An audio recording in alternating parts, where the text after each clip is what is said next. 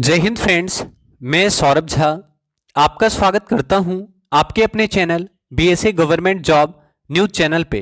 आज हम लोग करंट अफेयर्स के मोस्ट इम्पॉर्टेंट सवालों को देखेंगे, साथ ही साथ इन सवालों से जुड़े संभावित प्रश्नों को डिस्कस करेंगे जो आपके एग्जाम में पूछे जा सकते हैं। आप सभी से रिक्वेस्ट करेंगे कि आप क्लास को अधिक से अधिक शेयर करें ताकि अधिक संख्या में बच्चे क्लास में आकर क्लास का लाभ उठा सकें। आप सभी से रिक्वेस्ट करेंगे कि आप क्लास में सारे सवालों के आंसर किया करें और प्लीज़ क्लास को सपोर्ट करें, क्लास को लाइक और शेयर अवश्य करें। तो चलिए शुरू करते हैं क्लास और देखते हैं हमारा पहला सवाल।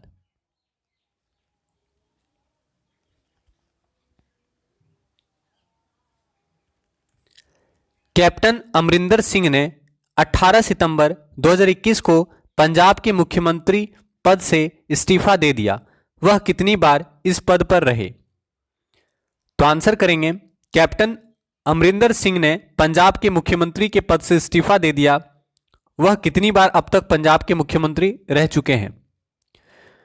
तो सही आंसर क्या होगा? 2 बार। याद रखिएगा, कैप्टन अमरिंदर सिंह 2 बार पंजाब के मुख्यमंत्री रह चुके हैं। उन्होंने 18 सितंबर 2021 को पंजाब के मुख्यमंत्री के पद से इस्तीफा दे दिया है। और वर्तमान में सीएम कौन है पंजाब के? तो आप बताएंगे वर्तमान सीएम कौन है पंजाब के? तो याद रखना है, पंजाब के वर्तमान सीएम हैं श्री चरणजीत सिंह चन्नी। याद रखिएगा, वर्तमान में पंजाब के मुख्यमंत्री कौन है? चरणजीत सिंह चन्नी। याद रखिएगा, ठीक है। तो कैप्टन अमरिंदर सिंह ने 18 सितंबर 2021 को पंजाब के मुख्यमंत्री के पद से इस्तीफा दे दिया। वह 2 बार पंजाब के मुख्यमंत्री रह चुके हैं और वर्तमान में पंजाब के सीएम हैं चरणजीत सिंह चन्नी। याद रखेंगे। अगला सवाल, लोकसभा टीवी और राज्यसभा टीवी का विलय करके शुरू हुए संसद टीवी के सीईओ कौन है? आंसर करेंगे, लोकसभा टीवी और राज्यसभा टीवी का विलय करके शुरू हुआ संसद टीवी, और संसद टीवी के सीईओ कौन है? ठीक है, तो आपको बताना है लोकसभा टीवी और राज्यसभा टीवी का विलय करके संसद टीवी का निर्माण किया गया, यानी संसद टीवी नाम रख दिया गया है। और संसद टीवी के सीईओ कौन बने हैं आपको बताना है। तो आपका सही आंसर होगा रवि कपूर। याद रखिएगा, लोकसभा टीवी और राज्यसभा टीवी का विलय करके संसद टीवी कर दिया गया है और संसद टीवी के सीईओ बने हैं रवि कपूर। इंपॉर्टेंट सवाल है, संसद टीवी के सीईओ कौन है? रवि कपूर। याद रखेंगे। अगला सवाल, ऑकस नामक रक्षा गठजोड़ बनाया है। किन देशों ने ऑकस नामक रक्षा गठजोड़ बनाया है? तो आंसर करेंगे, which countries formed a defence alliance called AUKUS. किस देश ने ऑकस नामक रक्षा गठजोड़ मिलिट्री अलायंस बनाया है? तो आपका सही आंसर क्या होना चाहिए? Option number C, Australia, UK और यूएसए। याद रखिएगा, ऑस्ट्रेलिया, यूके और यूएसए। ऑस्ट्रेलिया, यूके और यूएसए ने मिलकर ऑकस नामक रक्षा गठजोड़ बनाया है। तो याद रखिएगा, ऑस्ट्रेलिया, यूके और यूएसए ने ऑकस नामक रक्षा गठजोड़ बनाया है। Answer option C. अगला सवाल, ऑकस के तहत ऑस्ट्रेलिया को न्यूक्लियर सबमरीन तकनीक देने से नाराज होकर किस देश ने यूएसए और ऑस्ट्रेलिया से राजदूत को वापस बुला लिया?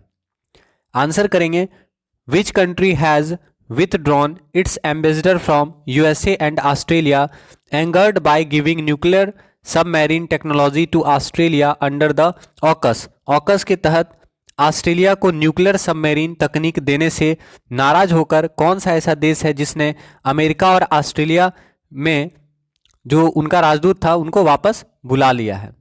ठीक है, तो सही आंसर क्या होगा? फ्रांस। याद रखिएगा, ऑकस के तहत ऑस्ट्रेलिया को न्यूक्लियर सबमरीन तकनीक देने से फ्रांस जो है नाराज हो गया और फ्रांस ने अमेरिका और ऑस्ट्रेलिया से अपने राजदूत वापस बुला लिए। ठीक है, तो याद रखना है, फ्रांस ने अमेरिका और ऑस्ट्रेलिया से अपने राजदूत को वापस बुला लिया।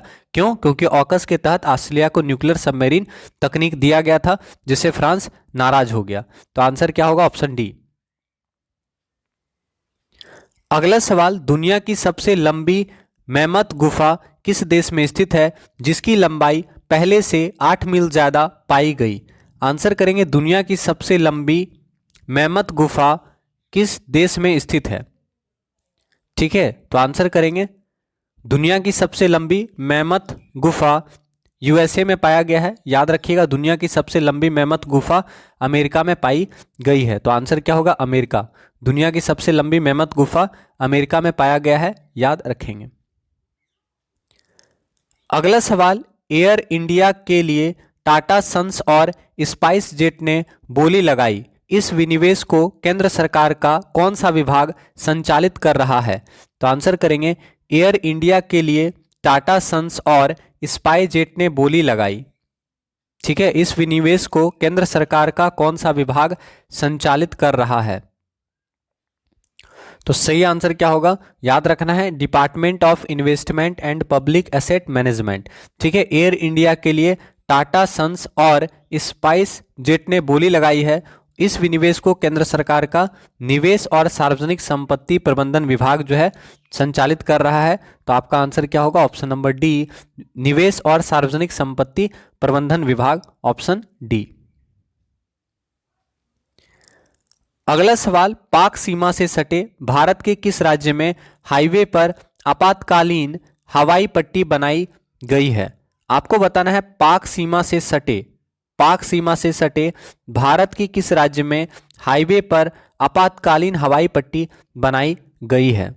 तो आसान सवाल है, आंसर करेंगे in which state of India adjacent to the Pak border an emergency air strip was built on the highway. Answer क्या होगा? राजस्थान। याद रखिएगा, पाक सीमा से सटे भारत के राजस्थान राज्य में हाईवे पर आपातकालीन हवाई पट्टी बनाई गई है।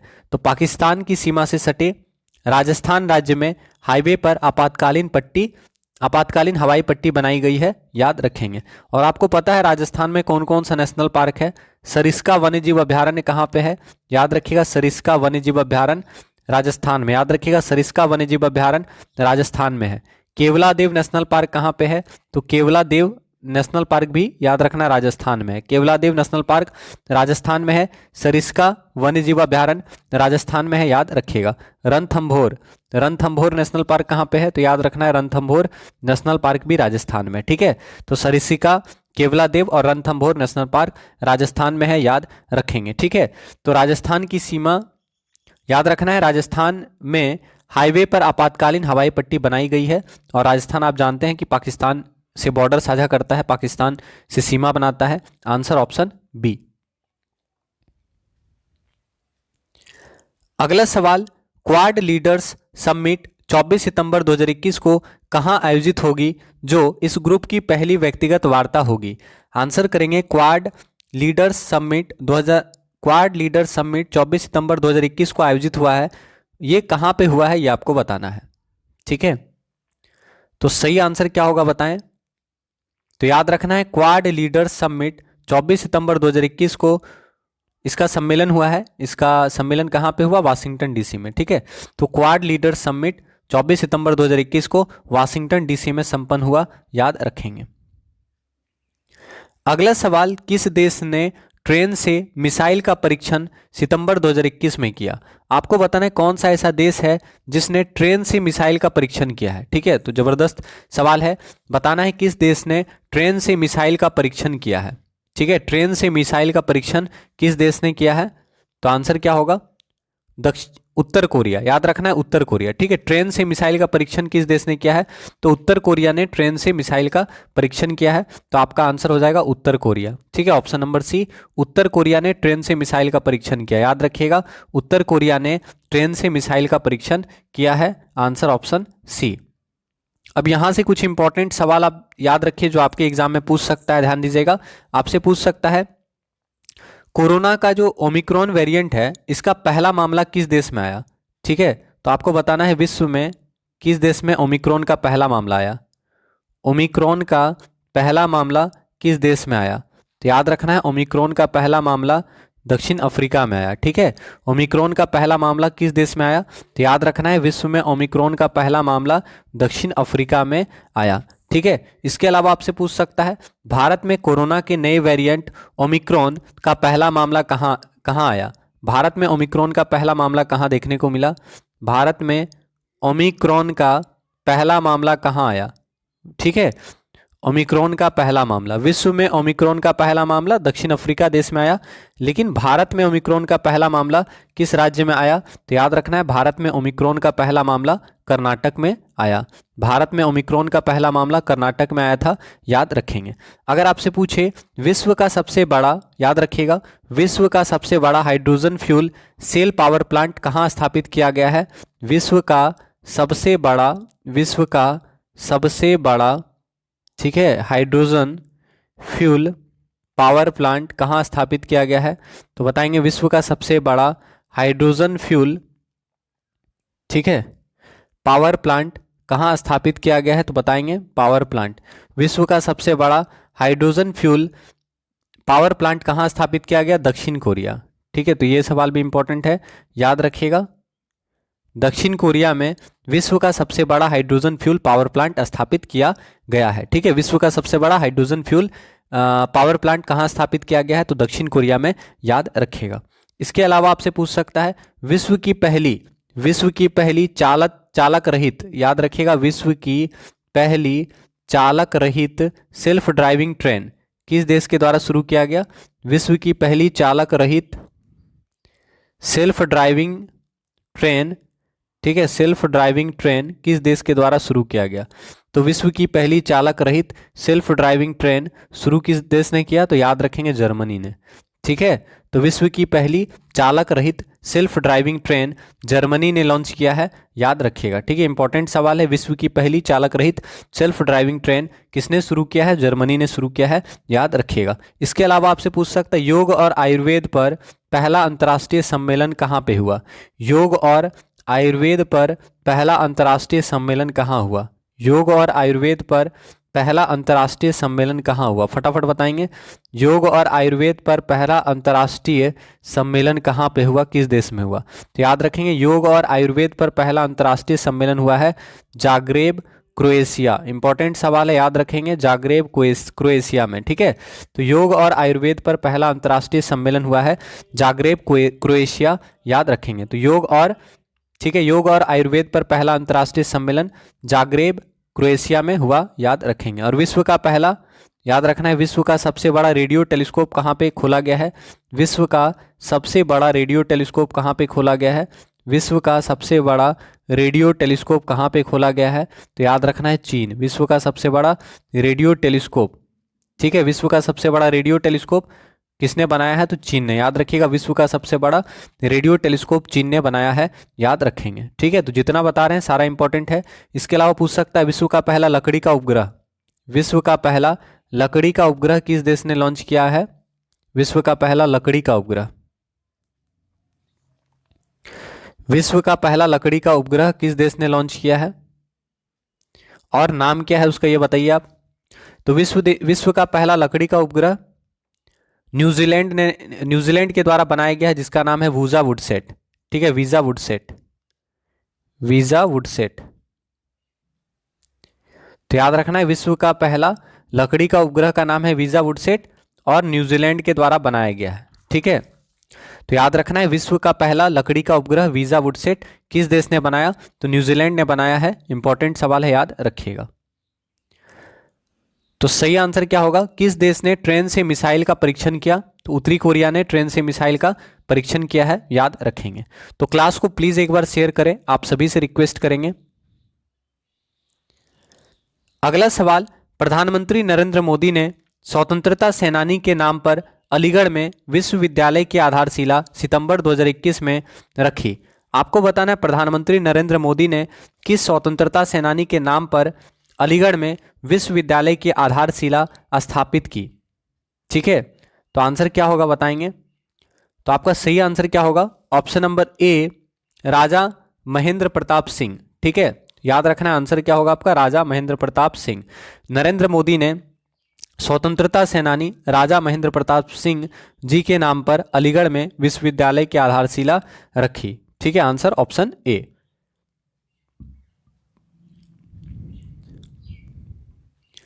अगला सवाल, एससीओ सैन्य अभ्यास 2021 का आयोजन किस देश में हुआ? आंसर करेंगे, एससीओ सैन्य अभ्यास शांतिपूर्ण मिशन 2021 का आयोजन किस देश में हुआ?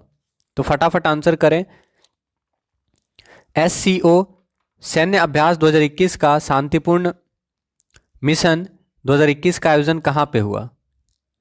तो याद रखना है रूस में। SCO सैन्य अभ्यास 2021 का आयोजन रूस में संपन्न हुआ। ठीक है, SCO सैन्य अभ्यास 2021 का आयोजन रूस में हुआ। अगला सवाल, इंजीनियर्स डे कब मनाया जाता है? तो आंसर करेंगे इंजीनियर्स डे कब मनाया जाता है। ठीक है, इंजीनियर्स डे कब मनाया जाता है आपको बताना है। तो आप सभी जानते हैं 15 सितंबर को इंजीनियर्स डे मनाया जाता है। तो याद रखिएगा 15 सितंबर को इंजीनियर्स डे मनाया जाता है और 15 सितंबर को लोकतंत्र दिवस भी मनाया जाता है। तो 15 सितंबर को लोकतंत्र दिवस, याद रखिएगा 15 सितंबर को लोकतंत्र दिवस मनाया जाता है और 15 सितंबर को इंजीनियर्स डे भी मनाया जाता है। तो 15 सितंबर को इंजीनियर्स डे मनाया जाता है, 15 सितंबर को लोकतंत्र दिवस मनाया जाता है, याद रखेंगे। ठीक है, 16 सितंबर को आप जानते ही हैं विश्व ओजोन परत संरक्षण दिवस मनाया जाता है। 16 सितंबर को ओजोन परत संरक्षण दिवस मनाया जाता है, याद रखिएगा। अगर आपसे पूछे अंतर्राष्ट्रीय साक्षरता दिवस कब मनाया जाता है? अंतर्राष्ट्रीय साक्षरता दिवस, तो अंतर्राष्ट्रीय साक्षरता दिवस 8 सितंबर को मनाया जाता है, याद रखना है 8 सितंबर को अंतर्राष्ट्रीय साक्षरता दिवस मनाया जाता है। 8 सितंबर को अंतर्राष्ट्रीय साक्षरता दिवस मनाया जाता है। अगर आपसे पूछे विश्व हृदय दिवस कब मनाया जाता है? विश्व हृदय दिवस कब मनाया जाता है बताएंगे? विश्व हृदय दिवस कब मनाया जाता है? 29 सितंबर को विश्व हृदय दिवस मनाया जाता है, याद रखना है 29 सितंबर को विश्व हृदय दिवस मनाया जाता है और 8 सितंबर को अंतर्राष्ट्रीय साक्षरता दिवस मनाया जाता है। 14 सितंबर को क्या मनाया जाता है? 14 सितंबर को हिंदी दिवस मनाया जाता है, याद रखना है 14 सितंबर को हिंदी दिवस मनाया जाता है। ठीक है, राष्ट्रीय हिंदी दिवस मनाया जाता है 14 सितंबर को। तो 14 सितंबर को राष्ट्रीय हिंदी दिवस मनाया जाता है। लेकिन अगर आपसे पूछे विश्व हिंदी दिवस कब मनाया जाता है, तो फिर आपका चेंज हो जाएगा, विश्व हिंदी दिवस 10 जनवरी को मनाया जाता है। विश्व हिंदी दिवस कब मनाया जाता है? तो याद रखना है विश्व हिंदी दिवस 10 जनवरी को मनाया जाता है। ठीक है, तो विश्व हिंदी दिवस 10 जनवरी को मनाया जाता है और राष्ट्रीय हिंदी दिवस 14 सितंबर को मनाया जाता है। ठीक है, समझ में आ गया। तो अंतर्राष्ट्रीय साक्षरता दिवस 8 सितंबर को मनाया जाता है। इसके अलावा विश्व हिंदी दिवस 10 जनवरी को मनाया जाता है, राष्ट्रीय हिंदी दिवस 14 सितंबर को मनाया जाता है और 15 सितंबर को आपका इंजीनियर्स डे मनाया जाता है। ठीक है, तो 14 सितंबर को हिंदी दिवस मनाया जाता है, 15 सितंबर को इंजीनियर्स डे मनाया जाता है, 15 सितंबर को लोकतंत्र दिवस मनाया जाता है, 16 सितंबर को ओजोन परत संरक्षण दिवस मनाया जाता है। ठीक है, तो ये आप याद रखिएगा। आंसर हो गया ऑप्शन नंबर सी। अगला सवाल, अंतर्राष्ट्रीय लोकतंत्र दिवस कब मनाया जाता है? When is international day of democracy celebrated? तो अंतर्राष्ट्रीय लोकतंत्र दिवस कब मनाया जाता है? तो आप जानते हैं 15 सितंबर को अंतर्राष्ट्रीय लोकतंत्र दिवस मनाया जाता है। तो आंसर क्या हो गया? ऑप्शन नंबर ए, 15 सितंबर को अंतर्राष्ट्रीय लोकतंत्र दिवस मनाया जाता है। ठीक है, 15 सितंबर को अंतर्राष्ट्रीय लोकतंत्र दिवस मनाया जाता है, याद रखेंगे। कुछ इंपॉर्टेंट सवाल यहाँ से आप देखिए जो आपके एग्जाम में पूछता है बहुत ज़्यादा। जैसे आपसे पूछेगा अंतर्राष्ट्रीय बाघ दिवस कब मनाया जाता है? अंतर्राष्ट्रीय बाघ दिवस कब मनाया जाता है आपको पता है? अंतर्राष्ट्रीय बाघ दिवस कब मनाया जाता है? तो याद रखना है 29 जुलाई को अंतर्राष्ट्रीय बाघ दिवस मनाया जाता है। 29 जुलाई को अंतर्राष्ट्रीय बाघ दिवस मनाया जाता है। कारगिल स्मृति दिवस कब मनाया जाता है? कारगिल स्मृति दिवस कब मनाया जाता है? तो आपको बताना है कारगिल स्मृति दिवस कब मनाया जाता है। तो आप जानते हैं 26 जुलाई 1999 को कारगिल हम लोग जीते थे, कारगिल युद्ध। तो कारगिल स्मृति दिवस 26 जुलाई को मनाया जाता है। तो याद रखिएगा कारगिल स्मृति दिवस 26 जुलाई को मनाया जाता है। ठीक है, तो 26 जुलाई को कारगिल स्मृति दिवस मनाया जाता है। 29 जुलाई को अंतर्राष्ट्रीय बाघ दिवस मनाया जाता है। 29 जुलाई को अंतर्राष्ट्रीय बाघ दिवस मनाया जाता है। अब अंतर्राष्ट्रीय शतरंज दिवस कब मनाया जाता है? अंतर्राष्ट्रीय शतरंज दिवस 20 जुलाई को मनाया जाता है, याद रखना है 20 जुलाई को अंतर्राष्ट्रीय शतरंज दिवस मनाया जाता है। 20 जुलाई को अंतर्राष्ट्रीय शतरंज दिवस मनाया जाता है, 20 जुलाई को याद रखिएगा। चिकित्सक दिवस कब मनाया जाता है? 1 जुलाई को चिकित्सक दिवस मनाया जाता है। डॉक्टर्स डे जो है 1 जुलाई को मनाया जाता है। डॉक्टर BC रॉय जी को याद करते हुए, डॉक्टर विधान चंद्र रॉय जी को याद करते हुए 1 जुलाई को चिकित्सक दिवस मनाया जाता है, याद रखेंगे। ठीक है, तो क्लास को प्लीज शेयर करेंगे आप सभी। किस राज्य सरकार ने बाजरा मिशन लॉन्च किया? आपको बताना है किस राज्य सरकार के द्वारा बाजरा मिशन लॉन्च किया गया है। तो फटाफट आंसर करेंगे, किस राज्य सरकार के द्वारा बाजरा मिशन लॉन्च किया गया है? ठीक है, किस राज्य सरकार के द्वारा बाजरा मिशन लॉन्च किया गया है आपको बताना है। ठीक है, तो बाजरा मिशन किस राज्य सरकार द्वारा लॉन्च किया गया है, आंसर क्या होगा, ऑप्शन नंबर डी छत्तीसगढ़। याद रखिएगा, छत्तीसगढ़ राज्य सरकार के द्वारा बाजरा मिशन लॉन्च किया गया है। ठीक है, तो बाजरा मिशन छत्तीसगढ़ राज्य सरकार के द्वारा लॉन्च किया गया है। अगला सवाल, किस देश के खिलाड़ी लसित मलिंगा ने क्रिकेट के सभी प्रारूपों से संन्यास लेने की घोषणा की है, तो आप सभी जानते होंगे, आंसर करेंगे किस देश के खिलाड़ी लसित मलिंगा ने क्रिकेट के सभी प्रारूपों से संन्यास लेने की घोषणा की है। तो आप जानते हैं लसित मलिंगा श्रीलंका के स्टार बॉलर थे। ठीक है, और इन्होंने संन्यास की घोषणा की है, तो आपका आंसर क्या होगा, लसित मलिंगा श्रीलंकाई बॉलर, फास्ट बॉलर। ठीक है, तो श्रीलंका के प्लेयर थे लसित मलिंगा जिन्होंने संन्यास की घोषणा की है, याद रखेंगे। ठीक है, अब यहां से आपका कुछ इंपॉर्टेंट सवाल बनता है, जैसे आपसे पूछ सकता है सैयद मुश्ताक अली ट्रॉफी 2021-22 कौन जीता, फटाफट आंसर करेंगे, सैयद मुश्ताक अली ट्रॉफी 2021-22 कौन जीता, सैयद मुश्ताक अली ट्रॉफी, सैयद मुश्ताक अली ट्रॉफी कौन जीता, तो आपको बताना है सैयद मुश्ताक अली ट्रॉफी, ठीक है, 2020-21 कौन जीता, तो याद रखना है तमिलनाडु जीता कर्नाटक को हराकर। ठीक है, इंपॉर्टेंट सवाल है, तमिलनाडु जीता, कर्नाटक उपविजेता रहा, तो कर्नाटक को हराकर, याद रखना है। ठीक है, तो इंपॉर्टेंट सवाल है, अगर आपसे पूछेगा, ठीक है, आपको पूछ सकता है कि सैयद मुश्ताक अली ट्रॉफी 2021-22 कौन जीता। ठीक है, सैयद मुश्ताक अली ट्रॉफी 2021-22 कौन जीता, तो याद रखना है सैयद मुश्ताक अली ट्रॉफी 2021-22 तमिलनाडु जीता कर्नाटक को हराकर। ठीक है, तो सैयद मुश्ताक अली T20 ट्रॉफी कौन जीता, तो सैयद मुश्ताक अली T20 ट्रॉफी तमिलनाडु जीता कर्नाटक को हराकर, याद रखिएगा। विजय हजारे ट्रॉफी 2020-21 कौन जीता, विजय हजारे ट्रॉफी कौन जीता, विजय हजारे ट्रॉफी, विजय हजारे ट्रॉफी 2020-21 कौन जीता, तो याद रखना है विजय हजारे ट्रॉफी 2020-21 मुंबई जीता। ठीक है, और मुंबई जो है चौथी बार विजय हजारे ट्रॉफी जीत गया है, और किसको हराया, उत्तर प्रदेश को हराकर, मुंबई जीता यूपी को हराकर। ठीक है, तो उत्तर प्रदेश उपविजेता हो गया, तो याद रखना है विजय हजारे ट्रॉफी 2020-21 कौन जीता, तो मुंबई विजय हजारे ट्रॉफी 2020-21 जीता है, उत्तर प्रदेश को हराकर, याद रखेंगे। ठीक है, इसके अलावा आपसे पूछ सकता है कि अंडर 19 एशिया कप कौन जीता, अंडर 19 एशिया कप कौन जीता, तो आप जानते हैं भारत जीता। ठीक है, अंडर 19 एशिया कप कौन जीता, तो भारत जीता, अंडर 19 एशिया कप भारत जीता। ठीक है, अंडर 19 एशिया कप भारत जीता श्रीलंका को हराकर। ठीक है, तो ये भी सवाल बहुत इंपॉर्टेंट है, तो याद रखना अंडर 19 एशिया कप कौन जीता, तो अंडर 19 एशिया कप भारत जीता श्रीलंका को हराकर, और भारत ने 8वीं बार अंडर 19 एशिया कप जीता है, याद रखेंगे। ठीक है, तो ये भी सवाल काफ़ी इंपॉर्टेंट है। इसके अलावा आपको याद रखना है, जैसे अंतर्राष्ट्रीय टेस्ट क्रिकेट में तीसरा सर्वाधिक विकेट लेने वाले गेंदबाज कौन बने, जेम्स एंडरसन, जो कि आप जानते हैं इंग्लैंड के बॉलर हैं। ठीक है, याद रखिएगा। और ठीक है, तो इतना सवाल यहाँ से आप याद रखेंगे।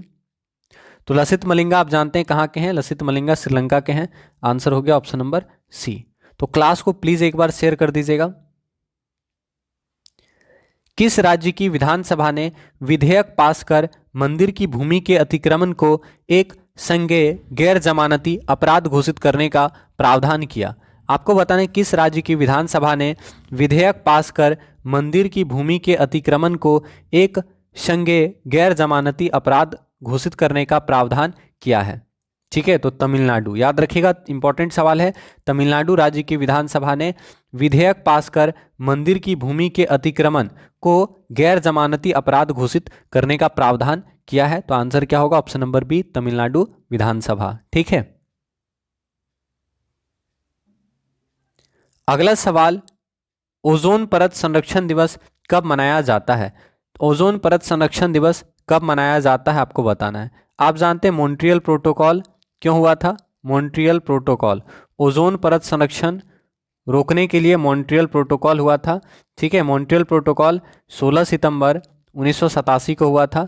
मॉन्ट्रियल प्रोटोकॉल 16 सितंबर 1987 को हुआ था। मॉन्ट्रियल कहाँ पे है? कनाडा में है। तो याद रखना है Montreal protocol Montreal protocol Canada देश के मॉन्ट्रियल शहर में हुआ था। ठीक है, मॉन्ट्रियल प्रोटोकॉल कहाँ पे हुआ था? मॉन्ट्रियल प्रोटोकॉल कनाडा में हुआ था। ठीक है। और अगर पूछे मॉन्ट्रियल प्रोटोकॉल कब हुआ था, तो मॉन्ट्रियल प्रोटोकॉल 16 सितंबर 1987 को हुआ था। और मॉन्ट्रियल प्रोटोकॉल ओजोन परत संरक्षण के लिए किया गया था। तो 16 सितंबर को ओजोन परत संरक्षण दिवस मनाया जाता है, सभी जानते हैं। तो 16 सितंबर को ओजोन परत संरक्षण दिवस मनाया जाता है। मॉन्ट्रियल प्रोटोकॉल 16 सितंबर 1987 को हुआ था, याद रखेंगे। ठीक है। तो क्लास को प्लीज एक बार शेयर कर दीजिएगा। विश्व पर्यटन दिवस कब मनाया जाता है, इंपॉर्टेंट है ये सवाल। विश्व पर्यटन दिवस कब मनाया जाता है, तो 27 सितंबर को याद रखना है, विश्व पर्यटन दिवस मनाया जाता है। ठीक है, 27 सितंबर को विश्व पर्यटन दिवस मनाया जाता है। तो क्लास को प्लीज शेयर कर दें। अगला सवाल, एशियाई ओलंपिक परिषद के कार्यकारी अध्यक्ष किसे बनाया गया है। आंसर करेंगे, एशियाई ओलंपिक परिषद के कार्यकारी अध्यक्ष किनको बनाया गया है। ठीक है, एशियाई ओलंपिक परिषद के कार्यकारी अध्यक्ष किन्हें बनाया गया है। ठीक है, तो आपका सही आंसर क्या होगा, ऑप्शन नंबर डी, राजा रणधीर सिंह को। याद रखिएगा, एशियाई ओलंपिक परिषद के कार्यकारी अध्यक्ष बनाए गए हैं राजा रणधीर सिंह। याद रखिएगा, एशियाई ओलंपिक परिषद के कार्यकारी अध्यक्ष बनाए गए हैं राजा रणधीर सिंह। ठीक है, एशियाई ओलंपिक परिषद के कार्यकारी अध्यक्ष बनाए गए हैं राजा रणधीर सिंह, याद रखेंगे। अगला सवाल, मालदीव में भारत का नया उच्चायुक्त किसे नियुक्त किया गया है। मालदीव में भारत का नया उच्चायुक्त किन्हें बनाया गया है, तो फटाफट आंसर करेंगे। मालदीव में भारत का नया उच्चायुक्त किन्हें बनाया गया है, तो याद रखिएगा, मनु महावर। ठीक है, मालदीव में भारत के नए उच्चायुक्त बनाए गए हैं मनु महावर को। ठीक है, तो मालदीव में भारत का नया उच्चायुक्त मनु महावर, याद रखेंगे। अगला सवाल, ओमान में भारत का राजदूत किसे नियुक्त किया गया है। आंसर करेंगे, ओमान में भारत का राजदूत किन्हें नियुक्त किया गया है। Who has been appointed as the ambassador of India to Oman. Oman में भारत का राजदूत किसे नियुक्त किया गया है, तो याद रखना है, सही आंसर क्या होगा, अमित नारंग। ओमान में भारत का राजदूत किसे नियुक्त किया गया है, तो याद रखिएगा, ओमान में भारत का राजदूत नियुक्त किया गया है अमित नारंग को। अमित नारंग को ओमान में भारत का राजदूत नियुक्त किया गया है, याद रखेंगे, आंसर ऑप्शन सी।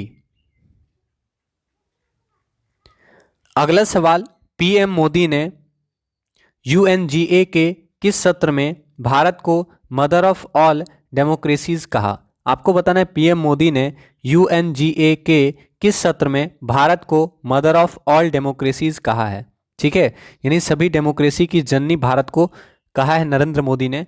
ठीक है, तो यूएनजीए के किस सत्र में, पीएम मोदी ने यूएनजीए के किस सत्र में भारत को मदर ऑफ ऑल डेमोक्रेसीज कहा है, तो आंसर होगा 76वां सत्र। याद रखिएगा, मोदी ने यूएनजीए के 76वें सत्र के दौरान भारत को मदर ऑफ ऑल डेमोक्रेसीज कहा है। अगला सवाल, पहली व्यक्तिगत क्वाड समिट में समस्त देशों के कितने युवाओं को हर साल ग्रेजुएट फेलोशिप दिए जाने का ऐलान हुआ। आंसर करेंगे, पहली व्यक्तिगत क्वाड समिट में सदस्य देशों के कितने युवाओं को हर साल ग्रेजुएट फेलोशिप दिए जाने का ऐलान किया गया है, तो याद रखेंगे 100। पहली व्यक्तिगत क्वाड समिट में सदस्य देशों के 100 युवाओं को हर साल ग्रेजुएट फेलोशिप दिए जाने का ऐलान किया गया है। अगला सवाल, पहली व्यक्तिगत समिट में किस समुद्री क्षेत्र को स्वतंत्र और खुला रखने का वादा किया। आंसर करेंगे, पहली व्यक्तिगत समिट में किस समुद्री क्षेत्र को स्वतंत्र और खुला रखने का वादा किया गया है, तो हिंद प्रशांत। आंसर क्या होगा, हिंद प्रशांत। ठीक है, तो पहली व्यक्तिगत क्वाड समिट में हिंद प्रशांत क्षेत्र को स्वतंत्र और खुला रखने का वादा किया गया है। सार्क देशों के विदेशी मंत्रियों की 25 सितंबर 2021 की बैठक किस वजह से रद्द हो गई। आंसर करेंगे, सार्क देशों के विदेश मंत्रियों की 25 सितंबर 2021 की बैठक किस वजह से रद्द हो गई। ठीक है, तो किस वजह से सार्क देशों के जो विदेश मंत्रियों की बैठक थी वो रद्द कर दी गई थी, आपको बताना है। ठीक है, तो आपका आंसर क्या होगा, प्रतिनिधि को शामिल करने पर मतभेद। अफगान प्रतिनिधि को शामिल करने पर मतभेद होने के कारण सार्क देशों के विदेश मंत्रियों की बैठक रद्द कर दी गई थी। तो याद रखिएगा, सार्क देशों के विदेश मंत्रियों की जो 25 सितंबर 2021 में जो बैठक होने वाला था, यह अफगान प्रतिनिधि को शामिल करने पर मतभेद होने के कारण रद्द कर दिया गया था। तो याद रखेंगे, सार्क देशों के विदेश मंत्रियों की बैठक अफगान प्रतिनिधि को शामिल करने पर मतभेद होने के कारण स्थगित कर दिया गया था। आंसर हो गया ऑप्शन नंबर ए। अब सार्क से सवाल क्या क्या पूछ सकता है, तो सार्क से आपको याद रखना है जनरली कि सार्क का फुल फॉर्म क्या होता है। तो आप जानते हैं कि सार्क का फुल फॉर्म क्या होता है, तो याद रखना है the South Asian Association for Regional Cooperation. SAARC का फुल फॉर्म होता है the South Asian Association for Regional Cooperation, और सार्क की स्थापना 7 या 8 दिसंबर 1985 को हुई थी। याद रखिएगा, सार्क की स्थापना 7 या 8 दिसंबर 1985 को हुई थी। सार्क का हेडक्वार्टर काठमांडू में है। ठीक है, सार्क का हेडक्वार्टर काठमांडू में है। सार्क की स्थापना 7 या 8 दिसंबर 1985 को हुई थी। सार्क का फुल फॉर्म है दक्षिण एशियाई क्षेत्रीय सहयोग संघ, यानी the South Asian Association for Regional cooperation. ठीक है, और आपको याद रखना है कि सार्क का पहला शिखर सम्मेलन 1985 में ढाका में हुआ था। सार्क का पहला शिखर सम्मेलन ढाका में हुआ था, याद रखिएगा। और सार्क का कितना सदस्य देश है, आपको पता है सार्क का सदस्य देश कितना है, सदस्य देश, तो सार्क का सदस्य देश कितना है, तो 8। याद रखना है सार्क का सदस्य देश कितना है, 8। कौन कौन, भारत, पाकिस्तान, बांग्लादेश, नेपाल, भूटान, श्रीलंका, मालदीव और अफगानिस्तान। तो सार्क का 8 सदस्य देश है। सार्क का पहला शिखर सम्मेलन 1985 में ढाका में हुआ था। सार्क का हेडक्वार्टर काठमांडू में है, याद रखेंगे। ठीक है, तो आप सभी से रिक्वेस्ट करेंगे प्लीज आप लोग क्लास को सपोर्ट करें। अगला सवाल, दुनिया का सबसे ऊंचा electrical vehicle charging station, important है, दुनिया का सबसे ऊंचा electrical vehicle charging station Himachal Pradesh के किस जिला में शुरू हुआ है। तो आंसर करेंगे, दुनिया का सबसे ऊंचा electrical vehicle charging station Himachal Pradesh के किस जिला में शुरू किया गया है। तो आंसर पता है तो आंसर करेंगे, तो सही आंसर होगा ऑप्शन नंबर डी, लाहौल और स्पीति। ठीक है, आंसर क्या होगा, लाहौल और स्पीति। दुनिया का सबसे ऊंचा electrical vehicle charging station Himachal Pradesh के लाहौल और स्पीति जिले में शुरू किया गया है। आंसर ऑप्शन डी, याद रखेंगे। ठीक है, तो काफ़ी इंपॉर्टेंट सवाल है, इसको आप जरूर याद रखिएगा, पूछ सकता है। इसके अलावा देखिए आपको कुछ और सवाल याद रखना है। भारत का पहला वाटर प्लस शहर किसे घोषित किया गया, भारत का पहला वाटर प्लस शहर किसे घोषित किया गया, भारत का पहला वाटर प्लस शहर किसे घोषित किया गया। तो याद रखिएगा, भारत का पहला वाटर प्लस शहर इंदौर को घोषित किया गया। ठीक है, भारत का पहला वाटर प्लस शहर इंदौर को घोषित किया गया, याद रखेंगे। इसके अलावा आपसे पूछ सकता है, ध्यान दीजिएगा, भारत का पहला डिजिटल खाद्य संग्रहालय कहाँ खोला गया, भारत का पहला डिजिटल खाद्य संग्रहालय कहाँ खोला गया, भारत का पहला डिजिटल खाद्य संग्रहालय कहाँ खोला गया। तो याद रखना है, भारत का पहला डिजिटल खाद्य संग्रहालय तंजावुर में खोला गया, भारत का पहला डिजिटल खाद्य संग्रहालय तंजावुर में खोला गया। तो याद रखिएगा, भारत का पहला डिजिटल खाद्य संग्रहालय तंजावुर में खोला गया, याद रखेंगे। ठीक है, इसके अलावा इंपॉर्टेंट सवाल है, अन्नपूर्णा पर्वत को फतह करने वाली पहली भारतीय महिला। ठीक है, अन्नपूर्णा पर्वत, याद रखिएगा, अन्नपूर्णा पर्वत को फतह करने वाली पहली भारतीय महिला, अन्नपूर्णा पर्वत को फतह करने वाली पहली भारतीय महिला का नाम। ठीक है, अन्नपूर्णा पर्वत को फतह करने वाली पहली भारतीय महिला। ठीक है, तो आप आंसर करें, अन्नपूर्णा पर्वत को फतह करने वाली पहली भारतीय महिला का नाम क्या है। तो अन्नपूर्णा पर्वत को फतह करने वाली पहली भारतीय महिला है प्रियंका मोहिते। ठीक है, प्रियंका मोहिते। तो अब अन्नपूर्णा पर्वत को फतह करने वाली पहली भारतीय महिला है प्रियंका मोहिते, याद रखिएगा। अगर आपसे पूछे भारत का पहला ठीक है टीबी मुक्त केंद्र शासित प्रदेश, भारत का पहला टीबी मुक्त यानी ट्यूबरक्लोसिस मुक्त केंद्र शासित प्रदेश, पहला टीबी मुक्त केंद्र शासित प्रदेश कौन बना। तो इंपॉर्टेंट सवाल है, पहला टीबी मुक्त केंद्र शासित प्रदेश कौन बना, लक्षद्वीप। याद रखिएगा, भारत का पहला टीबी मुक्त केंद्र शासित प्रदेश बना लक्षद्वीप। ठीक है, याद रखिएगा, भारत का पहला टीबी मुक्त केंद्र शासित प्रदेश कौन बना? लक्षद्वीप भारत का पहला टीबी मुक्त केंद्र शासित प्रदेश बना, याद रखेंगे। इसके अलावा याद रखना है हर घर को बिजली से जोड़ने वाला पहला राज्य, हर घर को बिजली से जोड़ने वाला भारत का पहला राज्य, इंपॉर्टेंट सवाल है। हर घर को बिजली से जोड़ने वाला पहला राज्य, हर घर को बिजली से जोड़ने वाला पहला राज्य कौन सा बना है? तो याद रखना हर घर को बिजली से जोड़ने वाला पहला राज्य कौन बना है? तो हर घर को बिजली से जोड़ने वाला पहला राज्य कौन बना है? पता है तो आंसर करें, गोवा। मोस्ट इंपॉर्टेंट सवाल है, हर घर को बिजली से जोड़ने वाला पहला राज्य बना है गोवा। ठीक है, तो याद रखिएगा हर घर को बिजली से जोड़ने वाला भारत का पहला राज्य बना है गोवा, याद रखेंगे। ठीक है, इंपॉर्टेंट सवाल है। इसके अलावा यहाँ से एक और सवाल याद रखना है गोवा से कि भारत का पहला मत्स्य पालन हब कहाँ खोला गया है? गोवा में। ठीक है, भारत का पहला मत्स्य पालन हब कहाँ खोला गया है? तो इंपॉर्टेंट सवाल है, भारत का पहला मत्स्य पालन हब कहाँ स्थापित किया गया है? गोवा में। तो याद रखिएगा भारत का पहला मत्स्य पालन हब कहाँ खोला गया? गोवा में। ठीक है, भारत का पहला मत्स्य पालन हब कहाँ खोला गया? गोवा में। हर घर को बिजली से जोड़ने वाला भारत का पहला राज्य गोवा, याद रखेंगे। ठीक है, इसके अलावा एक और सवाल याद रखिए, भारत का पहला बुद्धिस्ट थीम पार्क कहाँ खोला गया है? भारत का पहला बुद्धिस्ट थीम पार्क कहाँ खोला गया है? भारत का पहला बुद्धिस्ट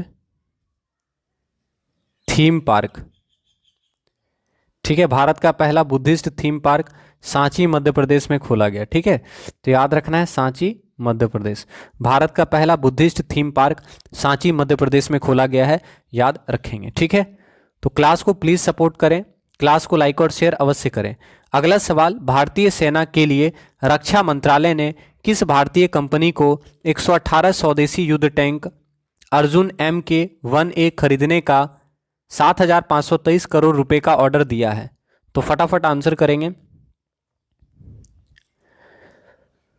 तो आपको याद रखना है भारतीय सेना के लिए रक्षा मंत्रालय ने हैवी व्हीकल फैक्ट्री अवड़ी को 118 स्वदेशी युद्धक टैंक अर्जुन MK-1A खरीदने के लिए 7,523 करोड़ रुपए का ऑर्डर दिया है। तो याद रखिएगा भारतीय सेना के लिए रक्षा मंत्रालय ने हैवी व्हीकल फैक्ट्री आवड़ी को 118 स्वदेशी युद्ध टैंक अर्जुन MK-1A खरीदने के लिए 7,523 करोड़ रुपए का ऑर्डर दिया है।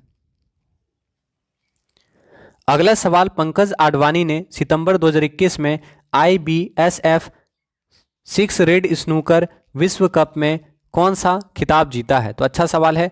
पंकज आडवाणी आप जानते हैं स्नूकर के चैंपियन प्लेयर हैं, तो आपको बताना है पंकज आडवाणी ने IBSF 6 रेड स्नूकर चैंपियनशिप में कौन सा खिताब जीता है? ठीक है, मतलब कौन सा खिताब, कितनावां नंबर का खिताब जीता है? तो याद रखना है 24वां। ठीक है, आंसर क्या होगा? 24वां, याद रखिएगा। ठीक है, तो याद रखिएगा कि पंकज आडवाणी ने IBSF 6 रेड स्नूकर विश्व कप में 24वां विश्व खिताब जीता है। तो आंसर क्या हो गया? 24वां आंसर होगा। ठीक है, और आपको यहां से क्या याद रखना है, अगर आपसे पूछे कि एशियन स्नूकर चैंपियनशिप 2021 किसने जीता, तो पंकज आडवाणी। ठीक है, एशियन स्नूकर चैंपियनशिप 2021 कौन जीता?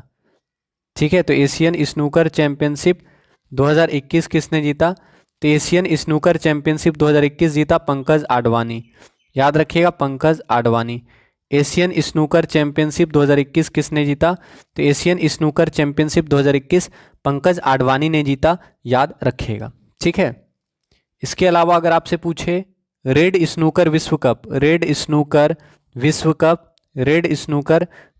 2021 कौन जीता? तो याद रखना है रेड स्नूकर विश्व कप 2021 भी पंकज आडवाणी ने जीता। किसने जीता?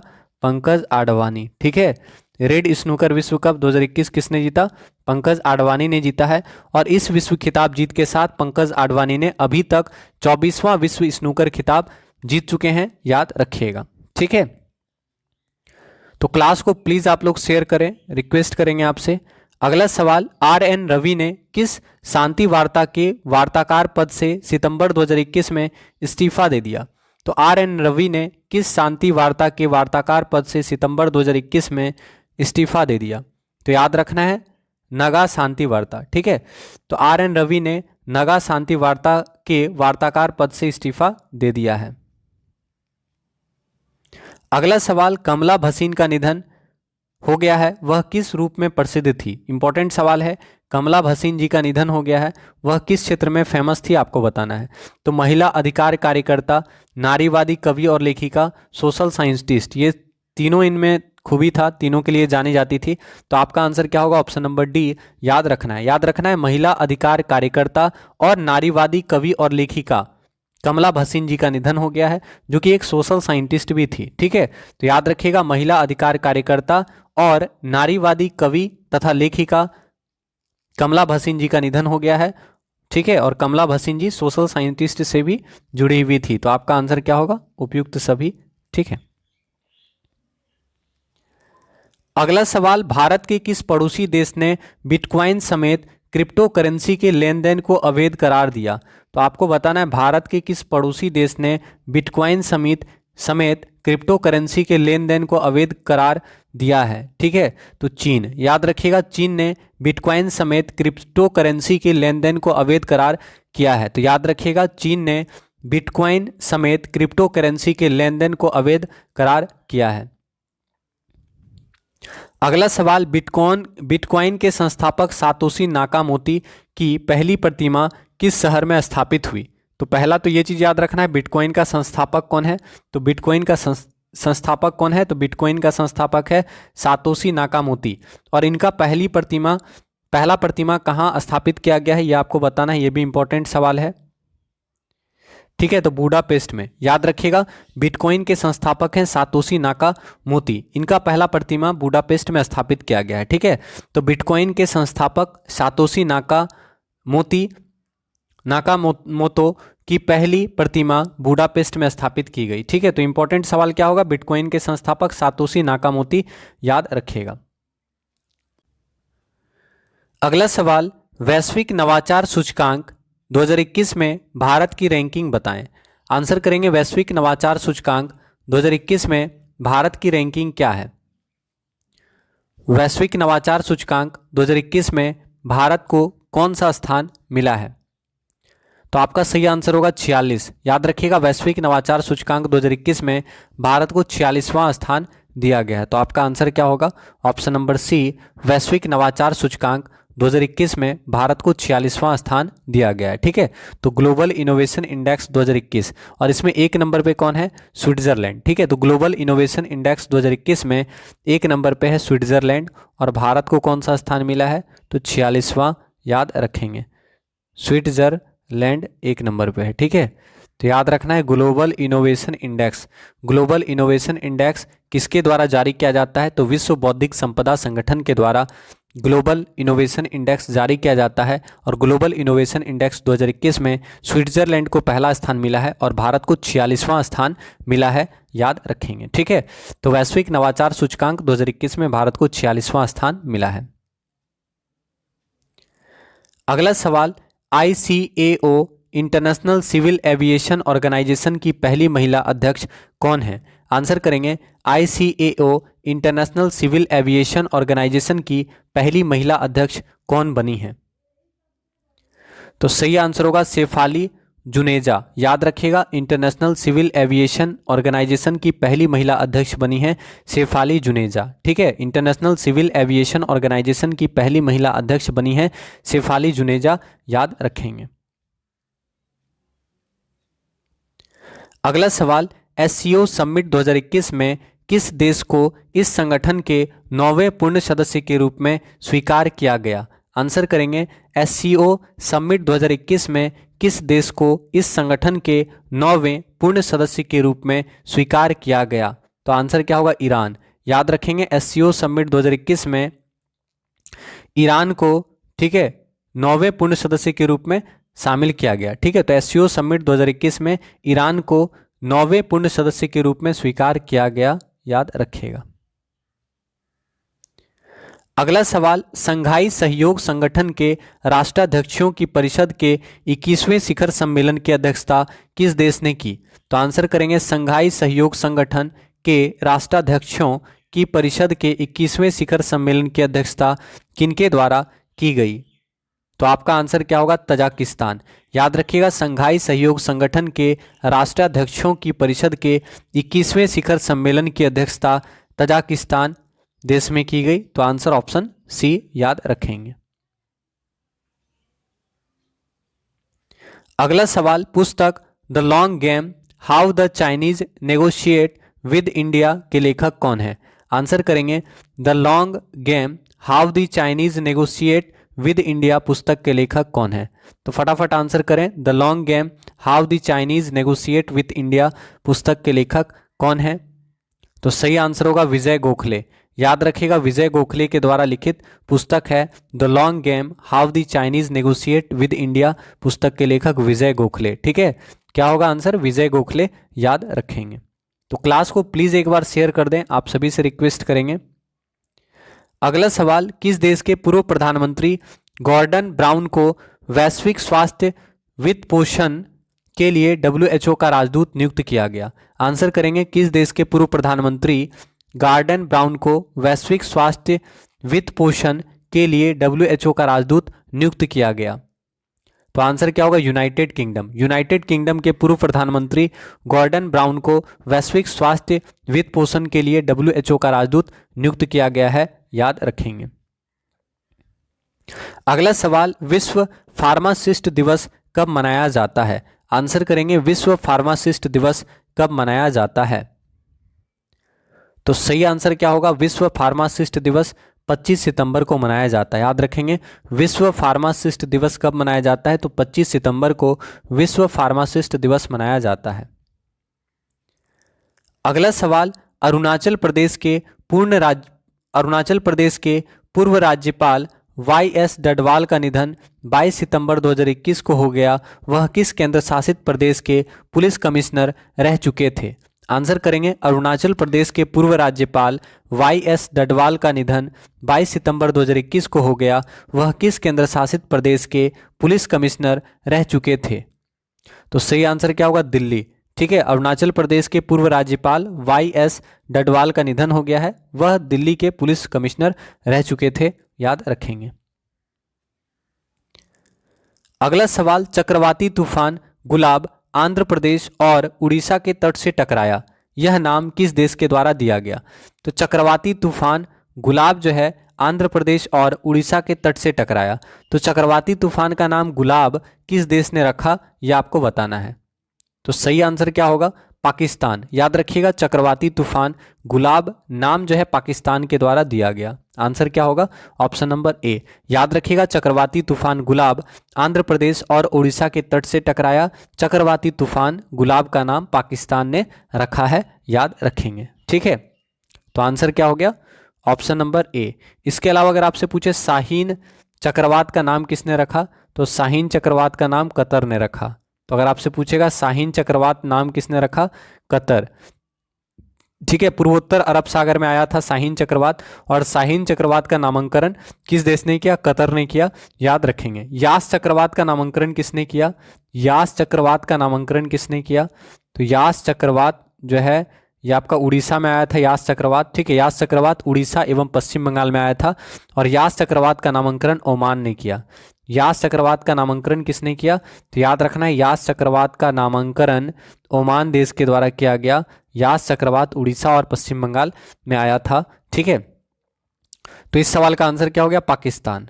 तो क्लास को प्लीज शेयर करें, आप सभी से रिक्वेस्ट करेंगे। अगला सवाल, विश्व पर्यटन दिवस कब मनाया जाता है? आंसर करेंगे, विश्व पर्यटन दिवस कब मनाया जाता है? वर्ल्ड टूरिज्म डे कब मनाया जाता है? तो आप जानते हैं 27 सितंबर। 27 सितंबर को विश्व पर्यटन दिवस मनाया जाता है। याद रखिएगा, 27 सितंबर को विश्व पर्यटन दिवस मनाया जाता है। Answer option C. अगला सवाल, किस देश की संसद ने महिला प्रभुत्व वाले कैबिनेट को मंजूरी सितंबर 2021 में दी? आपको बताना है किस देश की संसद ने महिला प्रभुत्व वाले कैबिनेट को मंजूरी दी है। ठीक है, तो याद रखना है अल्बानिया। सही आंसर क्या होगा? अल्बानिया। अल्बानिया देश की संसद ने महिला प्रभुत्व वाले कैबिनेट को मंजूरी दी है। याद रखिएगा, अल्बानिया देश की संसद ने महिला प्रभुत्व वाले कैबिनेट को मंजूरी दी है। अगला सवाल, भारत का कौन सा शहर पुरुष हॉकी जूनियर विश्व कप 2021 की मेजबानी किया? आपको बताना है पुरुष हॉकी जूनियर विश्व कप का मेजबानी किसने किया। ठीक है, पुरुष हॉकी जूनियर विश्व कप का मेजबानी कौन किया? भुवनेश्वर। ठीक है, तो याद रखिएगा जूनियर पुरुष हॉकी विश्व कप 2021 का मेजबानी कौन किया? भुवनेश्वर ने किया था। ठीक है, तो जूनियर पुरुष हॉकी विश्व कप 2021 का आयोजन भुवनेश्वर में हुआ, भुवनेश्वर उड़ीसा में हुआ। और कौन जीता?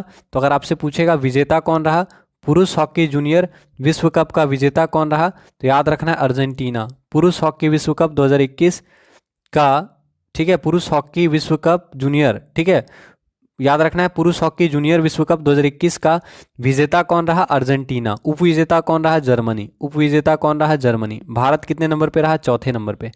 तो उपविजेता जर्मनी। तो ध्यान से देखिएगा, इंपॉर्टेंट सवाल है। आपसे पूछेगा कि पुरुष हॉकी जूनियर विश्व कप कहाँ हुआ, तो पुरुष हॉकी जूनियर विश्व कप 2021 उड़ीसा भुवनेश्वर में हुआ। याद रखिएगा पुरुष हॉकी जूनियर विश्व कप उड़ीसा में हुआ। कौन जीता? अर्जेंटीना जीता। किसको हराकर? जर्मनी को हराकर। और भारत को कौन सा स्थान मिला? भारत चौथे नंबर पे रहा। ठीक है, भारत 4th नंबर पे रहा, याद रखिएगा। तो जूनियर पुरुष हॉकी विश्व कप 2021 का आयोजन भुवनेश्वर में हुआ। अर्जेंटीना ने जर्मनी को हराकर जूनियर पुरुष हॉकी विश्व कप 2021 जीता। भारत को चौथा स्थान मिला, याद रखेंगे।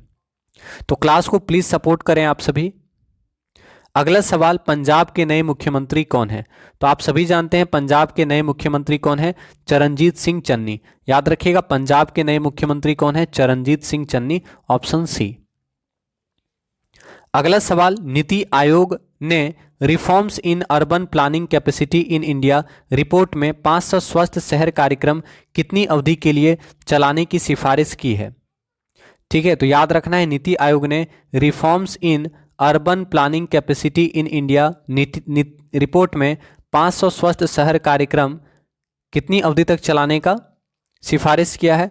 तो आंसर क्या होगा? ऑप्शन नंबर बी, 5 साल। ठीक है, नीति आयोग ने reforms in urban planning capacity in India report में 500 स्वस्थ शहर कार्यक्रम 5 साल तक चलाने का सिफारिश किया है, ऑप्शन बी।